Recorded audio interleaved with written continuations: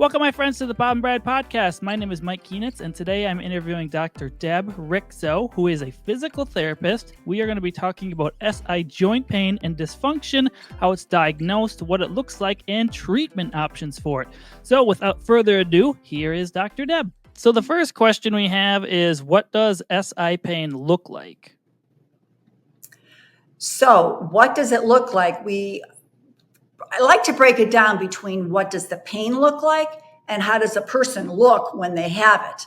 What problems do they have?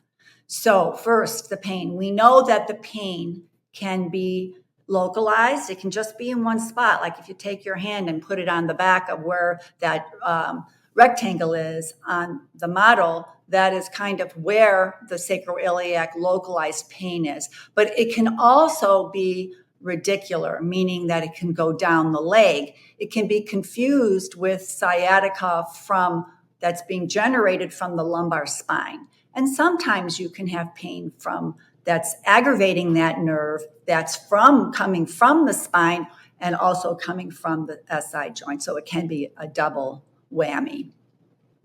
What does a person look like when they are having these problems? The typical thing is they have problems with their transitional movements. So that means when they're moving from one spot to another spot. So they're transitioning.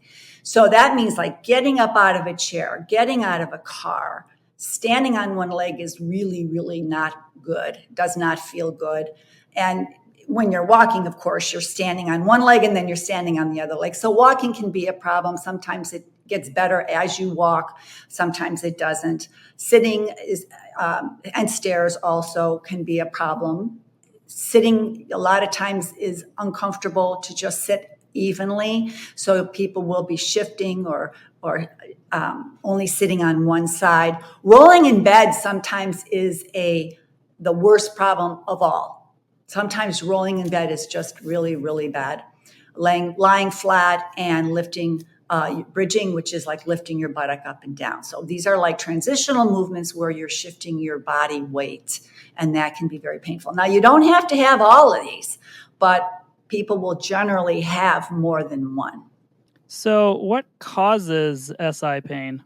A lot of times, the most common thing is having a trauma or an injury.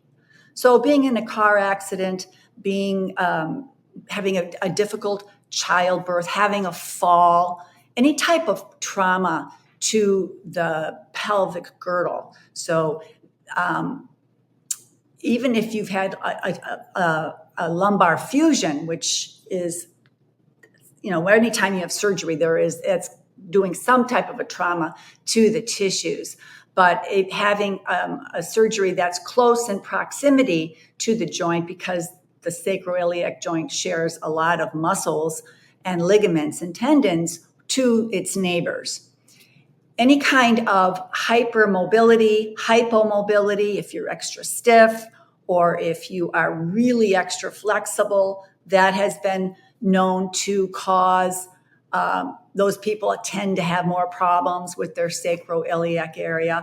And that's why during pregnancy and postpartum, because you do tend to be more hypermobile, and plus you have all that weight distribution changes in your body and a lot of muscle weakness compiling it, is one of the most prevalent times to have sacroiliac dysfunction. Sacroiliac dysfunction is part of pelvic girdle pain. Your pelvis is, right by your hips area, and your sacrum is in the back. So if you have sacroiliac pain, that's considered part of pelvic girdle pain. So pregnancy and postpartum are big times where you'll see a lot of research done with these women because it's very prevalent in that population. If you've had other types of problems with orthopedic problems in your legs, for example, old fracture surgeries, and it's causing you, especially if it's causing you to walk differently, like you have a limp or something, that puts different stresses going up the chain and can affect your sacroiliac area. So is SI joint pain more common in women than men? Yes. Okay, I presume. Is it more because after having a child, or just the way the hips are shaped and pelvis? Well, if you've had a child, definitely. But there's many women that I've seen that have not had children, and they still are having, they still have problems with that. So it doesn't it increases your risk, but it's not necessarily. But I've treated men that have sacroiliac problems also, because I was involved with the industrial rehab program. I was in coordinator for that at MetroHealth Medical Center where I worked. And so that's where people come to you because they've been hurt at work. And so I've seen a lot of men that from injury and from falling or from whatever, or even accumulating stress, can have problems in their sacroiliac. But yes, it's much more common in women. I guess we didn't really mention it before, but would you mind describing the SI joint? Because we didn't really say what connects there and how it works. You know what? That is coming up. Oh, I have a Oh. slide on that because Okay. you're right, because we need to cover that. This is just kind of an introduction to who would have it, what does it look like, and how would that person move. Okay, gotcha. So if we take a look at the skeleton, we can see that the sacroiliac joint, if we look at the picture on the left, sits right in the middle of our body. And it is actually the largest joint in the center of our body is our sacroiliac joint. And it is there so that we can have a shock absorber in our bodies and our system when we are walking.